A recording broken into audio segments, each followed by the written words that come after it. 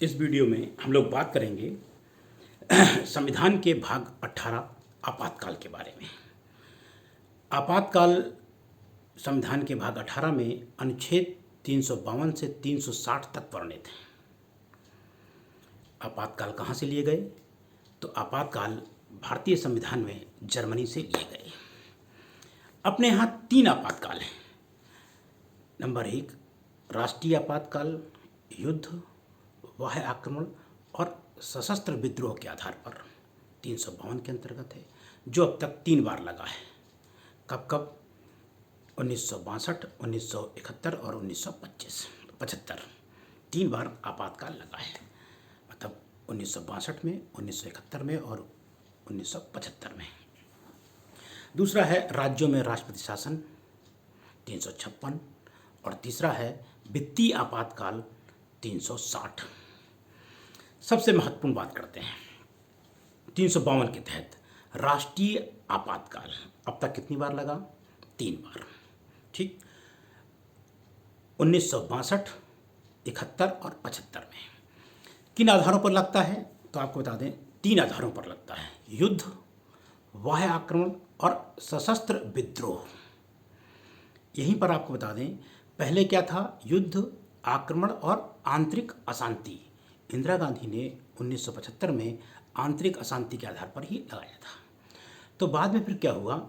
44वें संविधान संशोधन से आंतरिक अशांति शब्द हटा दिया गया और उसकी जगह सशस्त्र विद्रोह कर दिया गया। और 44वें संविधान संशोधन में एक बात और कही गई कि अब केवल प्रधानमंत्री कह देगा और राष्ट्रपति आपातकाल लगा देंगे, ऐसा नहीं होगा। मंत्रिमंडल को लिखित रूप से राष्ट्रपति को देना होगा कि हम आपातकाल लगाना चाहते हैं, तभी लगाया जाएगा। ठीक, अब राष्ट्रीय आपातकाल की घोषणा कौन करता है? तो राष्ट्रीय आपातकाल की घोषणा राष्ट्रपति करेगा। भारत के पूरे भाग के लिए या किसी भाग के लिए कर सकता है कि भाई यहाँ पर आपातकाल लगेगा। मान लीजिए पूरे भारत में आपातकाल लगा दिया गया। जब आपातकाल लगा दिया जाएगा तो इसे 1 महीने के अंदर लोकसभा और राज्यसभा में विशेष बहुमत से, ध्यान रखिएगा, साधारण बहुमत से नहीं, विशेष बहुमत से पास कराना होगा। और नहीं पास कराते हो तो आपातकाल खत्म। बाय द वे, राज्यसभा तो है, लोकसभा भंग हो चुकी है, तब क्या होगा? राज्यसभा में तो पास कराना होगा। यदि लोकसभा भंग हो गई है तो जब भी नई लोकसभा का गठन होगा उसके 30 दिन के अंदर उसे विशेष बहुमत से पास करना होगा। यदि पास नहीं कराया तो राष्ट्रीय आपातकाल अपने आप समाप्त हो जाएगा। और 6-6 माह करके बार बार बढ़ाया जा सकता है। संसद का कार्यकाल अधिक से अधिक 1 वर्ष बढ़ाया जा सकता है, लेकिन एक बार 6 महीने के लिए बढ़ा दी गई तो जब दोबारा 6 महीने के लिए आगे बढ़ाएंगे तब फिर दोनों सदनों में विशेष बहुमत से पास कराना होगा। ये तो पास हो गया। अब पता लगा कि राष्ट्रीय आपातकाल वापस लेना है तो लोकसभा के 1/4 सदस्य 1/10 सदस्य क्या कर दें कि लिख के दे दें कि भाई हम क्या करना चाहते हैं किसी लोकसभा अध्यक्ष को, और लोकसभा अध्यक्ष क्या करेगा, या लोकसभा अध्यक्ष नहीं है तो राष्ट्रपति को कि लिख के दे दें भाई कि ऐसा करो आप कि सदन बुला लिया जाए। 14 दिन के अंदर सदन बुला लिया जाता है, हटा लिया जाता है। अब राष्ट्रीय आपातकाल लग गया है तो इफेक्ट क्या होगा, प्रभाव क्या होगा?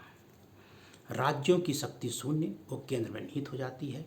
राज्य सूची के विषय पर केंद्र सरकार कोई भी कानून बना सकती है। यहीं पर चर्चा करना थोड़ा आवश्यक है। 358 और 359 जैसे ही राष्ट्रीय आपातकाल की घोषणा हुई 358 के तहत, कैसे राष्ट्रीय आपातकाल? तो युद्ध और वाह्य आक्रमण, सशस्त्र विद्रोह के आधार पर नहीं, ध्यान रखिए, सशस्त्र विद्रोह के आधार पर नहीं, युद्ध और वाह्य आक्रमण के आधार पर जैसे ही राष्ट्रपति ने आपातकाल की घोषणा की, वैसे ही संविधान के अनुच्छेद 19 स्वतंत्रता का अधिकार निलंबित हो जाता है और संसद मौलिक अधिकारों को न्यून करने वाली कोई भी विधि बना सकती है और उसे किसी भी न्यायालय में चैलेंज नहीं किया जा सकता है। लेकिन बस जैसे ही आपातकाल हटेगा तो वो विधि अपने आप समाप्त हो जाएगी। ये ध्यान रखने का बहुत इंपॉर्टेंट है। 358 में जैसे ही राष्ट्रीय आपातकाल की घोषणा हुई वैसे ही अनुच्छेद 19 स्वतः निलंबित हो जाता है और संसद के पास क्या शक्ति हो जाती है कि मौलिक अधिकारों को न्यून करने वाली कोई भी विधि बना सकती है और उसे कहीं चैलेंज नहीं किया जाएगा। लेकिन जैसे ही आपातकाल खत्म होगा वैसे ही वो विधि समाप्त हो जाएगी। 359 में क्या है? राष्ट्रपति के पास यह अधिकार है, आपातकाल के दौरान मौलिक अधिकारों को निलंबित कर सकता है। मतलब आप 359 के तहत राष्ट्रपति के पास ये अधिकार है कि आपातकाल के दौरान वह मौलिक अधिकारों को निलंबित करने की शक्ति रखता है, निलंबित कर सकता है। कौन से अनुच्छेद? 20 और 21 को छोड़कर। मतलब यहाँ पर राष्ट्रपति को घोषणा करनी होगी। 359 के तहत राष्ट्रपति के पास पावर है कि वो मौलिक अधिकारों को निलंबित कर दे। किसको? 20 और 21 को छोड़कर। और ये भी कह सकता है कि इनके आधार पर मौलिक अधिकारों को मौलिक अधिकार जो निलंबित किए गए हैं इनके आधार पर कोई भी न्यायालय में वाद लाया जाए तो ग्रहण न किया जाए। ये इसके पास अधिकार होता है। लेकिन ये तभी होगा जब राष्ट्रपति आदेश जारी करेंगे तब। ये तो आपका था 352 राष्ट्रीय आपातकाल। अब आते हैं 356। इसमें क्या वर्णित है? इसमें है राज्यों में राष्ट्रपति शासन।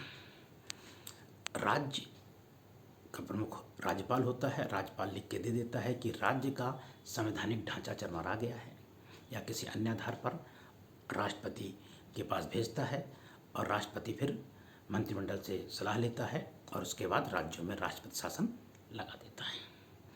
जैसे ही राष्ट्रपति शासन लगाया उसने तो 2 महीने के अंदर, ध्यान रखिएगा यहाँ पर आपातकाल के दौरान 1 महीने के अंदर था, यहाँ 356 के तहत राष्ट्रपति शासन के दौरान 2 महीने के अंदर लोकसभा और राज्यसभा में साधारण बहुमत से पास कराना होगा। भाई केंद्र सरकार ने किसी राज्य में राष्ट्रपति शासन लगा दिया, खूब लगा दीजिए आप, अभी सरकार खत्म नहीं होगी। 2 महीने के अंदर लोकसभा और राज्यसभा में साधारण बहुमत से उसे पास कराइए। यदि पास नहीं करा पाते हैं तो वहाँ की सरकार, जहाँ की सरकार को आपने निलंबित किया है, वह फिर से पुनर्जीवित हो उठेगी। अब मान लीजिए राज्यसभा तो है लेकिन लोकसभा नहीं है, तो जब भी लोकसभा गठित होगी नई तो 30 दिन के अंदर उसे पास कराना होगा। राष्ट्रपति शासन लग गया तो राज्यों के जो अधिकार होते हैं वो केंद्र में निहित हो जाते हैं। राज्यपाल के माध्यम से क्या होता है, वो पूरा राज्य संचालित होता है। यहाँ पे बड़ा इंटरेस्टिंग केस आया एक, SR बोम्बई बनाम भारत संघ। ये बहुत इंपॉर्टेंट है। जब मस्जिद टूटी उसके बाद ये केस आया। क्या केंद्र सरकार के पास असीमित शक्ति है राज्यों में राष्ट्रपति शासन लगाने की? तो उसमें SR बोम्बई केस में क्या कहा गया, उनके पास असीमित शक्ति नहीं है। उन्हें ध्यान रखना चाहिए किस आधार पर लगाना है कि नहीं लगाना है। और उन्होंने ये भी कहा केंद्र सरकार ऐसा नहीं कर सकती कि एक साथ सारी गवर्नमेंट को क्या कर दे, राज्य सरकारों को निलंबित कर दे। संविधान को भंग करना और राष्ट्रपति शासन लगाना दोनों एक साथ नहीं कर सकते। आपने राष्ट्रपति शासन लगाया फिर पास कराइए, तब तक वो निलंबित रहेगी, ये हो सकता है। पंथ निरपेक्ष संविधान का मूलभूत ढांचा है।